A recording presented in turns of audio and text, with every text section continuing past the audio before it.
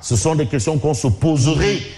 Et la CEDEAO, mais vous savez aussi que les États aussi, sont souverains. C'est vrai qu'il y a la CEDEAO, et d'ailleurs c'est dans le cadre de la CEDEAO qu'on a permis justement à Adama Barrow d'être installé, et il a fallu l'intervention justement d'Alpha Condé. D'Alpha Condé, oui. Globalement, voilà ce qu'on peut retenir de l'actualité, et puis on pourra peut-être faire un clin d'œil. Mais Mamba, l'édile de la ville de Rufisque, il est en Bourdou. En mode Bourdou, oui. Bourdou. Parce que bientôt... Non, on a dit c'est à la maison, Bourdou. À la maison. Mon bonnet carré. Bourdou at home. At home, Bourdou. Jagbauer également.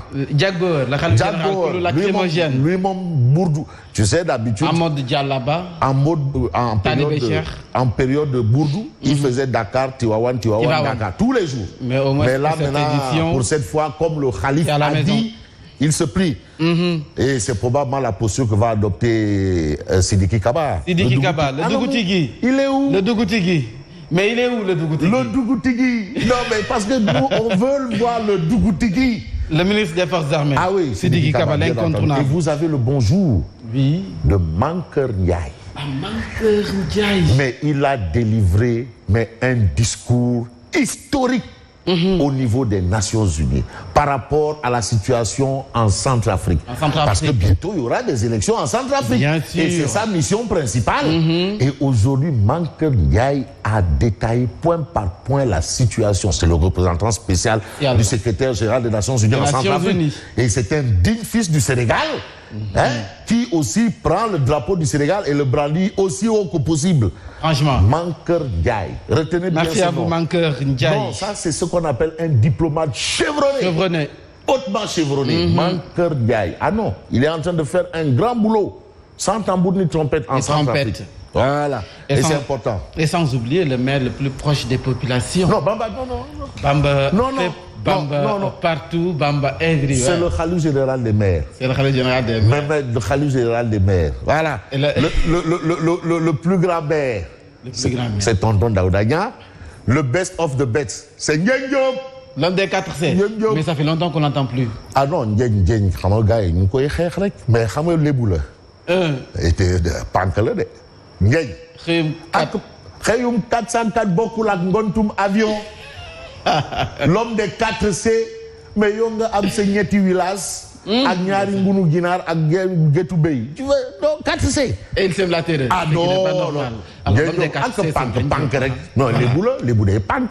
C'est normal. Mais xoolal Pape Diagne Bassirou, le grand pànk.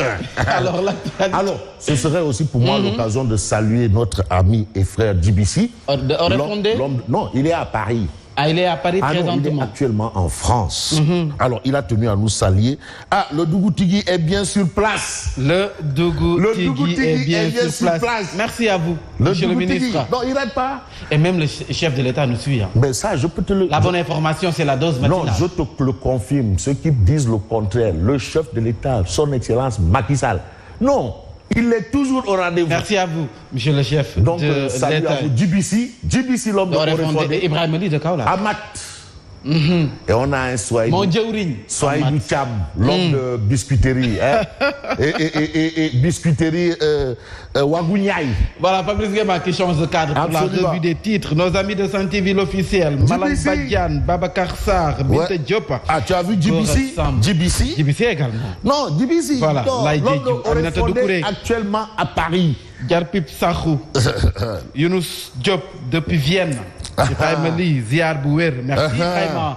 Voilà Fabrice Guéma avec le quotidien du groupe des médias. Mais on parle de l'interdiction d'achat de véhicules pour l'État. Tu sais, Macky Sall a dit plus d'achat de véhicules. Parce que les gars, ils m'ont moins l'eau. Pour limiter les dépenses. Et c'est pour tout le monde. Tu vois des véhicules VX, V8, haut de gamme. Ah oui, nos ministres ont des véhicules haut de gamme. Bon, c'est vrai que leur tâche aussi l'impose. Hein. Mais quand on parle de relance économique, on a besoin d'économiser également. Ah oui, c'est important. On parle... les dépenses. Non, c'est que Mambaï, il a dépassé par Bokar Diallo. On a parlé de relance économique. L'imam Ratib Mohamed Moustapha Diagne sait de quoi je parle. Oui. L'homme qui est contre la transhumance, contre le gaspillage et contre tout ce qui est tchahan et tapalé. Voilà, l'imam Ratib Mohamed Moustapha Diagne. Et qui est pour une bonne éducation. Ah oui, non. Et puis c'est le frère de Babacar Diagne du CNRA. Lolo, information. Bon, interdiction d'achat de véhicules pour l'État. Violation de la décision de Macky Sall. La décision du président a été violée. Il ose violer cette décision. Parce que ces véhicules-là sont achetés avec l'argent du contribuable. Du contribuable. Ah oui. Tout l'argent là, oui, oh, il faut donner de l'argent aux sinistrés. Il faut acheter du sakou-tchep, du diouline, comme le macaroni, comme le dit Ludovic Grossner. Dès qu'il y a un problème, le riz, tchep. Non, même Grossner, tchep, bon. Mais franchement. Violation de la décision de Macky. Et dans la tribune, on est informé d'un fait à Lingouingay. C'est tapé 3 bolides. Comment ça, le ministre de l'Intérieur? De l'Intérieur. Bon, tu sais aussi, la sécurité n'a pas de prix, hein? Attention. Mais quand même, Fabrice. Non, la sécurité n'a pas de prix. Charité bien ordonnée commence par soi-même. Aujourd'hui, si c'est vrai que Jack Bauer, en matière de lacrymogène, lui, il est toujours bien approvisionné.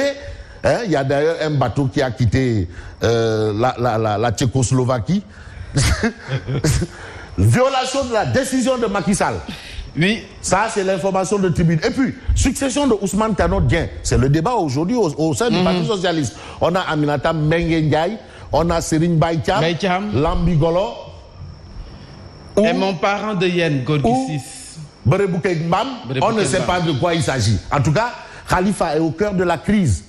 Khalifa Sall est au cœur de la crise. Et c'est ce que nous livre Tribune ce matin. Neketeyo, Khalifa est au cœur, bien entendu, il semble être l'absent le plus présent. Crise ce matin. Et puis, on peut s'intéresser à Walf Quotidien. Scandale foncier à répétition. La banlieue dans la rue demain. La banlieue dans la rue demain. Ça ne sent pas bon du tout. Ça ne sent pas bon. Scandale foncier à répétition. La banlieue dans la rue demain. Demain, ça va chauffer. C'est Walf Quotidien qui le dit. Bon, il ne faut pas me faire dire des choses que je n'ai pas dit. C'est Walf Quotidien qui donne l'info. Prêt aux entreprises et aux salariés, la BCEAO acte le report d'échéance jusqu'au 31 décembre. Alhamdoulilah. Alhamdoulilah. Ah non, la BCEAO. Maintenant, il faut que les banques appliquent. Parce que les banques là, oui, ça me sape. Léa, il a. Énergie hydroélectrique, l'OMVG va se connecter à la Côte d'Ivoire, au Libéria et à la Sierra Leone. Machallah. Et puis, en attendant le verdict des urnes, la Guinée bascule dans la violence. Ça, c'est des informations de Walf Quotidien. Décès de l'ancien ministre de la Communication après une longue maladie. Kolda enterre pas moqué. Ça, c'est des informations qu'on a. Coronavirus, l'AIBD, nouveau foyer de propagation. On a vu Mame Diaré. Parce que ça fait longtemps. De mon côté, on avait la nostalgie. C'est obligatoire. On avait la nostalgie de Mame Diaré. Mais quand même, l'AIBD.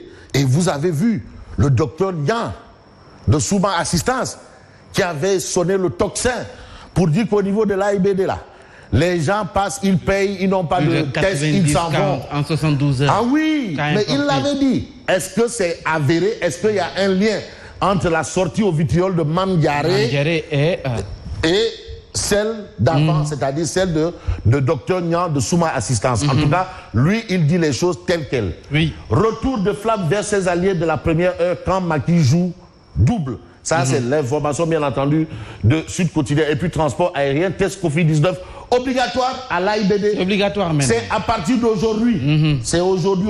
Ça entre en vigueur aujourd'hui. Parce qu'avec tout le travail qui a été fait depuis un moment, on voit que ça recule, mais on ne va pas venir saboter. Le Sénégal occupe une bonne place dans la lutte contre la Covid-19. Machallah, et c'est grâce aux Sénégalais. Ah non, les Sénégalais ont respecté. Moi, contrairement à ce que les gens pensent, mais le respect des mesures barrières, la santé n'a pas de prix. une réalité. Il y a eu une conscience collective. Oui. Et vous allez avoir cette information. Et aujourd'hui, on a recrudescence de la Covid pour freiner les cas importés. Le Sénégal corse l'accès à l'AIBD. Corse. Voilà, il renforce. Un test Covid négatif de moins de 5 jours exigé aux voyageurs à l'arrivée dès aujourd'hui. Mame Diaré, Mame Diaré, merci, monsieur le ministre. Sur 200 sont revenus. Notre stratégie, suivre la pandémie et nous adapter à chaque fois. C'est ça qu'on demande à monsieur le ministre de la Santé. Il ne fait pas du bénévolat. Hein. C'est pas du bénévolat. Non, du tout. Voilà.